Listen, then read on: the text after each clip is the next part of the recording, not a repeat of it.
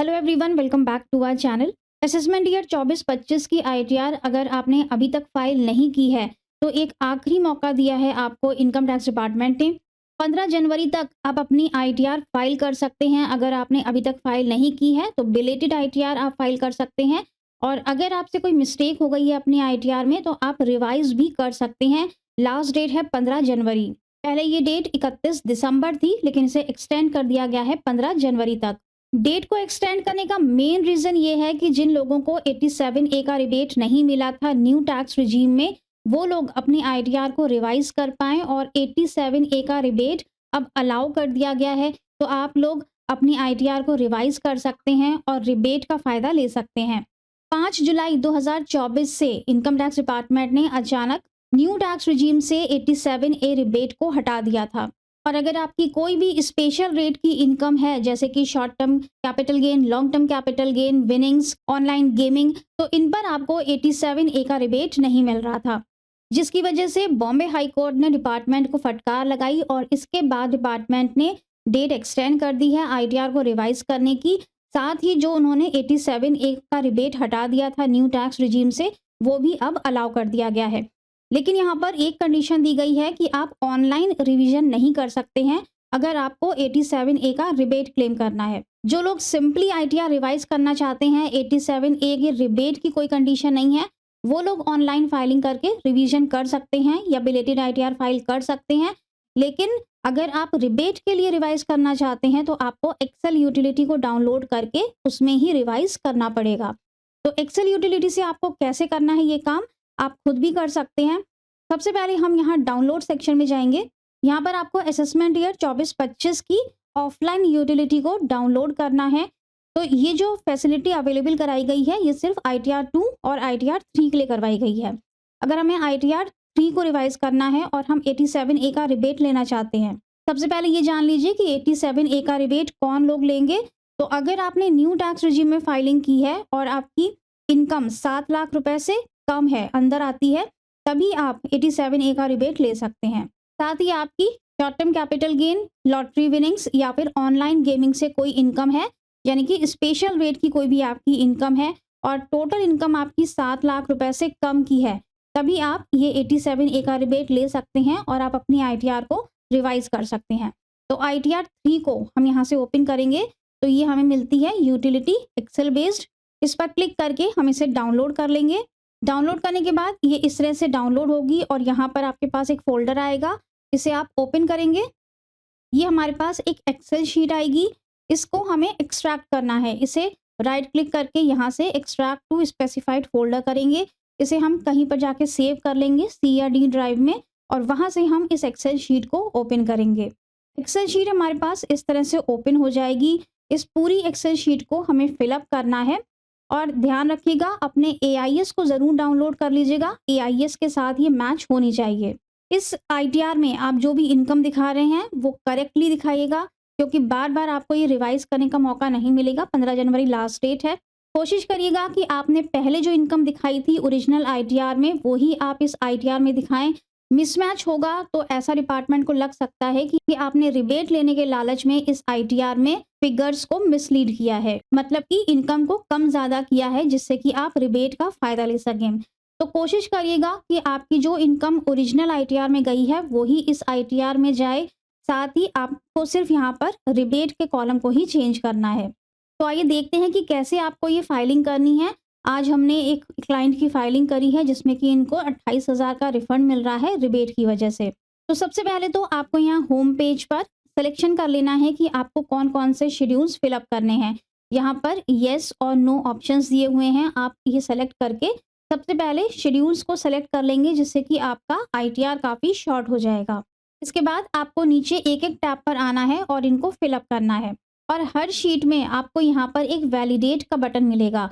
तो आपको जैसे जैसे शीट को कंप्लीट करना है वैसे वैसे आपको वैलिडेट पर भी क्लिक करते जाना है। तो ये यहाँ पर आपको बता देगा कि आपकी शीट ओके है या इसमें कुछ फिलअप करना रह गया है। हर शीट आपकी इस तरह से ओके लिखकर आनी चाहिए, तभी आपका ये ITR कंप्लीट होगा।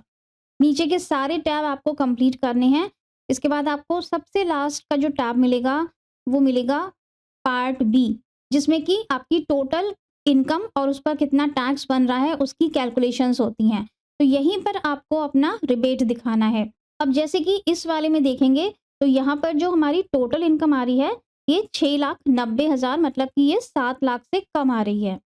जो हमारी इनकम आ रही है ये 7 लाख रुपए से नीचे की आ रही है, यानी कि हम 87A का रिबेट यहाँ पर ले सकते हैं, जो कि हमें अपनी ओरिजिनल आईटीआर में नहीं मिला था और हमें काफ़ी सारा टैक्स पे करना पड़ा था। हमने सेल्फ असेसमेंट टैक्स का चालान लगा के टैक्स को पे किया था। तो कितना हमने यहाँ पे टैक्स पे किया था? तो हम नीचे स्क्रॉल करेंगे, हमने सेल्फ असेसमेंट टैक्स पे किया था करीब 42,000 का। और ये टैक्स हमने क्यों पे किया था? क्योंकि हमारी स्पेशल रेट की इनकम थी, शॉर्ट टर्म कैपिटल गेन था, इस वजह से हमें ये टैक्स पे करना पड़ा था, क्योंकि इस पर हमें 87A का रिबेट नहीं मिल रहा था। तो अब हमें क्या करना है? अब हमें कैसे चेंज करना होगा? तो इसी वाली शीट में यहाँ पर एक अमेंडमेंट किया गया है।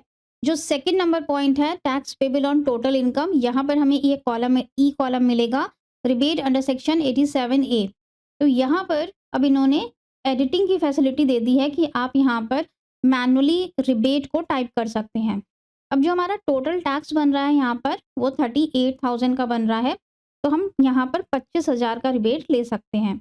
25,000 यहाँ पर हमने टाइप किया, यहाँ पर ऑटोमेटिक कैलकुलेशंस हो जाएंगी सारी।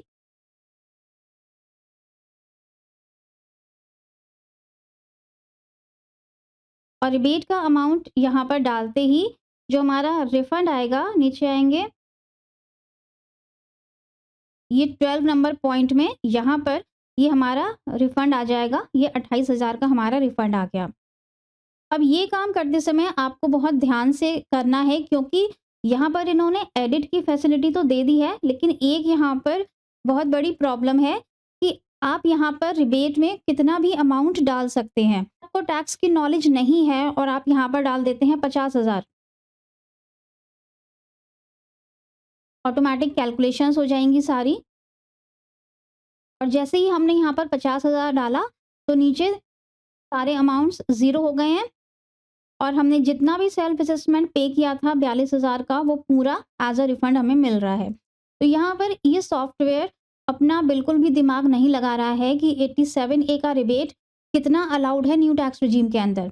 हम सब जानते हैं कि न्यू टैक्स रिजीम में हमें 25,000 का रिबेट मिलता है, लेकिन आप यहाँ पर कितना भी अमाउंट डालेंगे तो वो यहाँ पर एक्सेप्ट कर लेगा। तो इसको हम फिर से चेंज कर देते हैं, हमें सिर्फ 25,000 का ही रिबेट लेना है। यहाँ पे चेंज किया, फिर से कैलकुलेशंस हो जाएंगी सारी और जितना हमारा जेन्युइन रिफंड बनता है 28,000 27,340 उतना ही हमें यहाँ पर रिफंड मिल रहा है। इसके बाद हमें क्या करना है, यहाँ पे एक टैब है जनरेट जेसन का।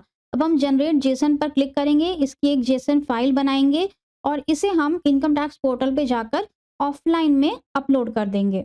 तो डिपार्टमेंट ने यहाँ पर 87A का रिबेट अलाउड तो कर दिया है, लेकिन बहुत ही बेमन से यहाँ पे अलाउड किया है। ऑनलाइन में आपको ये फैसिलिटी नहीं मिलेगी, आपको सिर्फ ये एक्सेल यूटिलिटी ही डाउनलोड करनी पड़ेगी।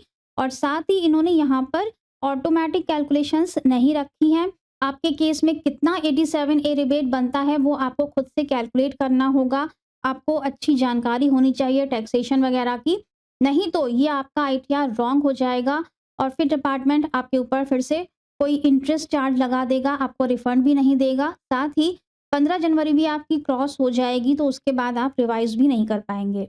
जेसन फाइल को अपलोड कर लेने के बाद आपको इस आईटीआर को भी ई वेरीफाई करना है, तो आप आधार ओटीपी से, नेट बैंकिंग से या बैंक अकाउंट से इसे ई वेरीफाई कर सकते हैं। और अगर आप अभी नहीं करना चाहते हैं तो इसके लिए भी आपको 30 डेज़ का टाइम मिलता है। अगर आपने आज अपलोड की है तो आप 30 दिन के अंदर इसे ई वेरीफाई कर सकते हैं। आईटीआर सबमिट हो जाने के बाद, ई वेरिफिकेशन हो जाने के बाद आपको आईटीआर फॉर्म एक्नॉलेजमेंट रिसीट भी मिलती है, सेम उसी तरह से जिस तरह से हमें ऑनलाइन फाइलिंग में मिलती है। चलिए देखते हैं कि इसकी एक्नॉलेजमेंट रिसीट हमें कैसी मिली है। तो आप देख सकते हैं कि डेट ऑफ फाइलिंग है 12 जनवरी, यानी कि आज की डेट में फाइलिंग की गई है।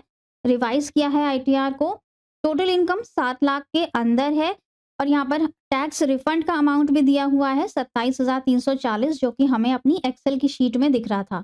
तो ये सेम वैसे ही एक्नॉलेजमेंट रिसीट है जैसे हमें ऑनलाइन फाइलिंग में मिलती है, लेकिन ऑनलाइन में आपको आईटीआर को रिवाइज करने की फैसिलिटी नहीं मिल रही है, आपको एक्सेल यूटिलिटी को ही डाउनलोड करना होगा। आईटीआर रिवाइज़ करने के लिए अगर आप हमारी सर्विसेज़ लेना चाहते हैं तो हमें व्हाट्सएप नंबर पर मैसेज कर सकते हैं। आज की वीडियो में बस इतना ही। Thank you so much for watching this video. Stay safe and healthy. Bye bye.